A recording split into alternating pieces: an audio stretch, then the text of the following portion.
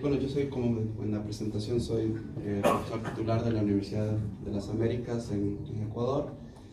Durante muchos años trabajé también en Condesan como coordinador del área de investigación de biodiversidad y de hecho participé en la conceptualización de lo que se llamaba el ANFOR, en realidad, que ahora es el proyecto o el programa de bosques andinos.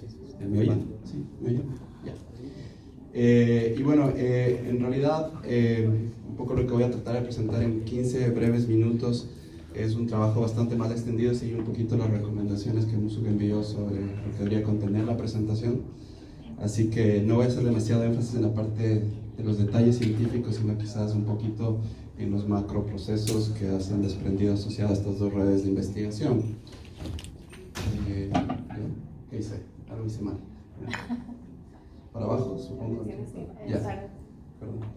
Bueno, simplemente mencionarles, quería iniciar esta presentación citando a Alexander von Humboldt, porque finalmente creo que es muy importante, a partir de sus 250 años de natalicio, recordar que fue la primera persona que trabajó en los Andes y describió la ecología de la montaña y mencionó lo importante que es la temperatura como el factor principal que controla muchos de los procesos biológicos ecológicos asociados a ella, ¿no? Y muchos de los diseños parten desde ahí. Entonces voy a hablar sobre estas dos redes. Estas dos redes iniciaron, sobre todo la primera, la Red Gloria, es un poquito más vieja o más antigua.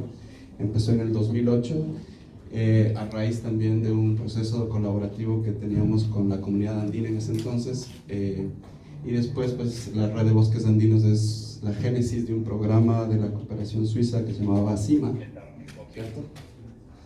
Y bueno, un poquito estas dos plataformas son la base sobre la cual hemos generado bastantes procesos de conocimiento, como mencionaba Manuel. Entonces yo quería mencionar un poquito el concepto de estas dos redes. La una es que cubre amplios gradientes latitudinales. La latitud en este caso es muy importante porque estamos hablando de un gradiente variable, ¿no es cierto?, muy grande, desde las zonas tropicales ecuatoriales hasta las zonas subtropicales de Argentina y Chile. Eso quiere decir que hay diferencias en la cantidad de días productivos al año, lo cual tiene influencias muy grandes sobre la productividad de los ecosistemas. Estamos hablando de gradientes ambientales, usamos justamente la elevación, igual que Humboldt, como un proxy para entender procesos ecológicos asociados a esta continuidad. Andes-Amazonía, Andes-Chocó, como parte de entender lo que sucede ahí. Y también hay gradientes de uso, ¿no?, de uso asociados al efecto del cambio de uso de la tierra, ¿no? De hecho, los bosques andinos son en gran medida controlados por el efecto del uso del suelo. ¿Ya? La otra cosa importante es la generación de información científica a escala de sitio, ¿no es cierto? Pero un poco la idea es la multiescalaridad y migrar desde la escala de parcela hasta al paisaje y eventualmente a lo regional. Entonces es un diseño anidado. La otra es la estandarización de protocolos de manejo de información. Uno de los temas es garantizar la comparabilidad, pero quizás un poco saliéndonos de la lógica de lo no oficial versus lo oficial, que esa es una muy mala forma de hablar de estandarización, sino de realmente garantizar que los procesos de colecta de información son comparables. Y bueno, y la otra cosa importante es estandarizar el manejo de la información para que sea transparente, verificable, etcétera, etcétera, etcétera. Y la otra cosa importantísima que yo valoro mucho de estos dos espacios es la cooperación sur-sur, fortalecer capacidades entre universidades y centros de investigación de los Andes. Y la otra cosa es generar síntesis regionales y nacionales sobre lo que está sucediendo en estos ecosistemas en escenarios de cambio, ¿no? Y el deber ser, y por eso está en rojo, todavía sigue siendo, este es el proceso que yo siempre he hablado, de hecho con Jocelyn muchas veces, es cómo hacemos que eso suceda. Pues eso no sucedió, así de simple. Pero creo que ese es un tema importantísimo que quizás la segunda fase del PBA debería apuntalar fuertemente, porque nuevamente hay unas discusiones muy heterogéneas sobre lo que es y lo que debería ser los procesos de generación de este tipo de información, y nuevamente la discusión, perdónenme la palabra, banal sobre si es que es oficial o no. De ahí, un poco este es el concepto más o menos que les estoy tratando de presentar. Perdón, no sé por qué, pero no sale en la parte de abajo, pero aquí hay unas cajitas sobre lo que estamos monitoreando. Pero en esencia, en cada uno de estos sitios estudiamos carbono, dinámicas de la vegetación, agua estaba puesto como una zona importante a generarse, porque todavía es un pasivo importante, pero hay la plataforma para articular información sobre agua, y toda la otra parte asociada a dinámicas de biodiversidad, ¿no?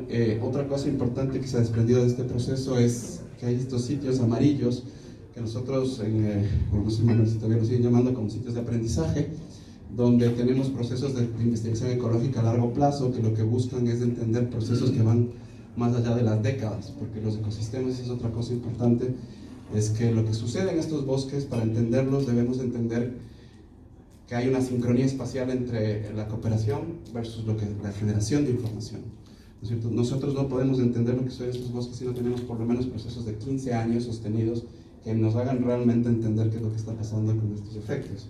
Si es que eso no es así, pues tenemos miradas muy parciales, ¿no? Y entonces, bueno, esto es lo que me había pedido también presentar, digamos, más o menos. Entonces, esto empezó en el 2008 y terminamos en el 2019, ¿no es cierto? Como mencioné, esto empezó a través de la comunidad andina, ¿no es cierto? A través de la gestión de la Red Gloria, a través de fondos de cooperación española. Posteriormente, eso generó y gatilló que la COSUDE se interesara en este proceso, construyó el CIMA, eso permitió una consolidación de la Red Gloria y los inicios de la red de los bosques andinos, ¿no? Posteriormente, entre el 2015 y 2019, hubieron dos programas muy importantes que permitieron consolidar y apuntalar muchos de los procesos. En realidad, si lo vemos ahora, un poquito de lo que voy a hablar a continuación es casi como una cosecha sostenida desde el 2008, y mucho de lo del programa de bosques andinos ha tenido la suerte, y también el diseño, obviamente, porque no es por diseño, no por chance, de generar mucha información sintética de todo lo que se generó desde el 2008, ¿no? Y bueno, pues hay todo un tema discutido sobre la autogestión y la sostenibilidad a futuro, ¿no? Entonces, bueno, la Red Gloria está conformada por 18 sitios de monitoreo, 19 si es que veo a Jaime Rubir aquí, y espero que el sitio de Chile sea el 19, ¿no? Que bueno, pues eso a la larga termina que son 18 localidades y 70 cumbres. Eso quiere decir que son casi 8.000 parcelas de monitoreo permanentes a lo largo de todos los Andes. Son 4.400 kilómetros cubiertos. Más o menos así es como se ve. Perdón por el tiempo, pero no voy a entrar en detalle. Tenemos 272 sensores de temperatura. Una cosa importante es que están todos sobre los 3.000 metros y están cubriendo un vacío que en el último reporte del IPCC, ¿no es cierto?, hay más o menos una estación meteorológica cada 360 kilómetros cuadrados en las montañas sobre los 3.500 metros, es decir, genera información que los sistemas nacionales no tienen y no cubren, ¿no? Y esto se traduce en básicamente 2.5 millones de datos climáticos horarios a lo largo de todos los Andes durante ya una década, y lo que constituye la serie temporal más importante que yo conozco de montaña tropical en el mundo.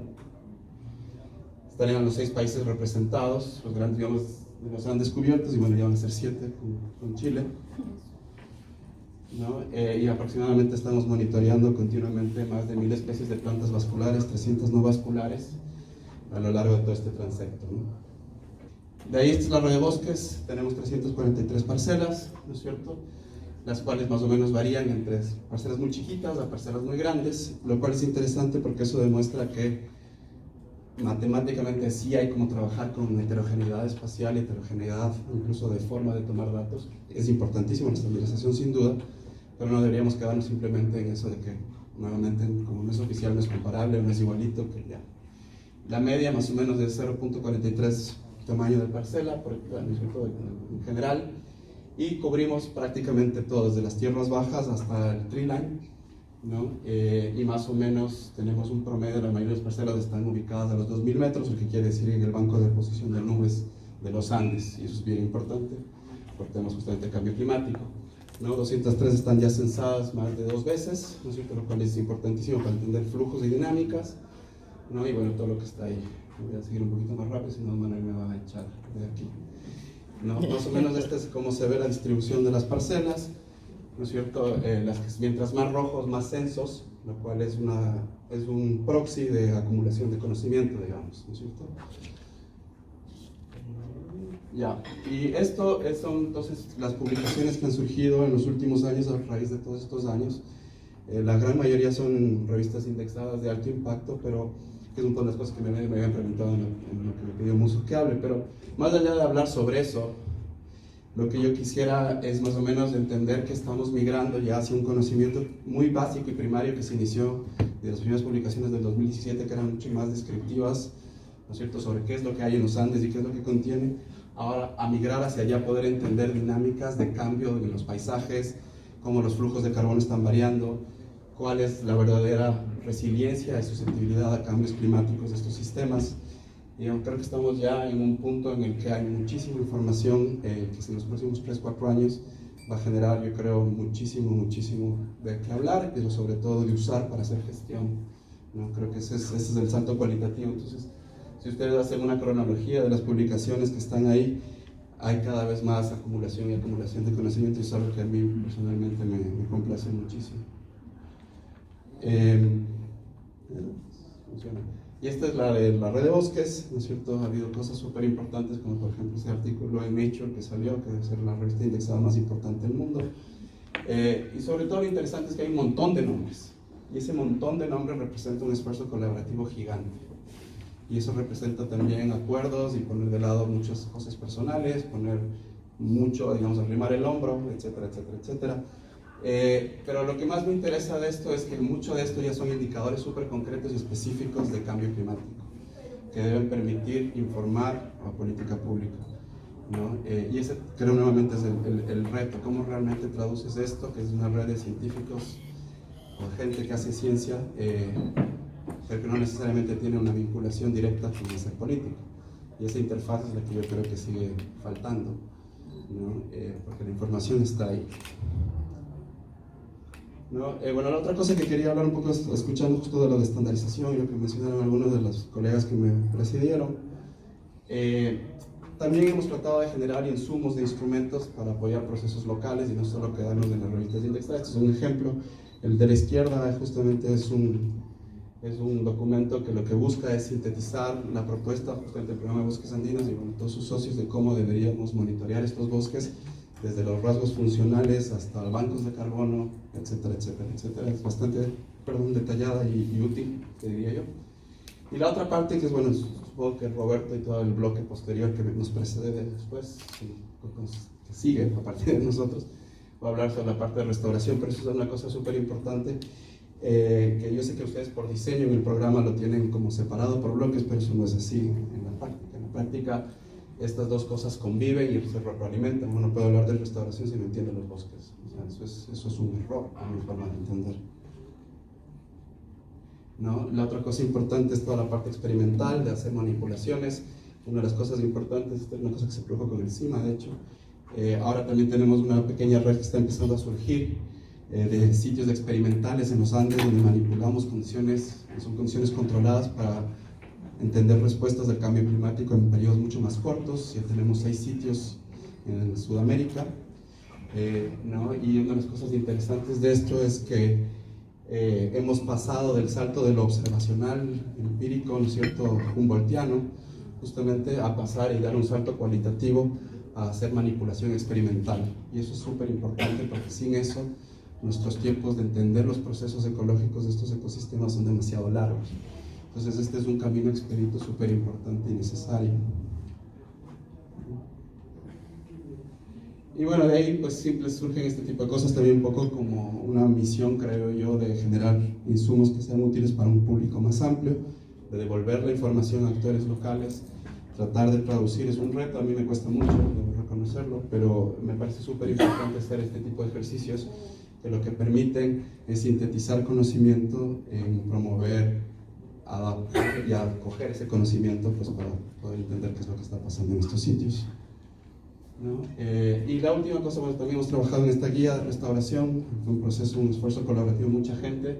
Me parece que es importantísimo. Aquí solo he puesto 2 en particular, escogí el 3 y el 4 de esos 5 módulos por una simple razón. Creo que esa es justamente la interfaz clave de entender bosques naturales y dinámica de ecosistemas con procesos de restauración informados sobre una cosa que la Nina Duarte, que no está aquí, pero está su esposo, habla sobre la sucesión ecológica. Es una cosa fundamental y que no podríamos entender si no tenemos parcelas permanentes de dinámicas de bosques.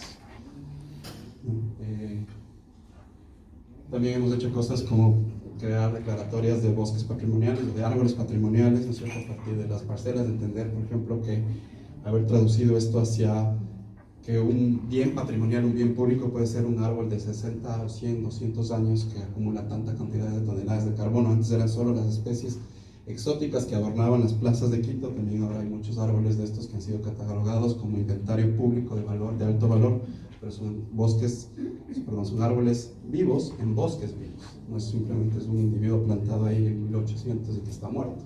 O sea, está vivo, pero está muerto. Y bueno, simplemente son fichas así de cómo más o menos se ven cada una de estas cosas, y estos han sido declarados. Pues sí, son ejercicios muy preliminares, pero creo que es interesante acercar a la ciudadanía con este tipo de cosas.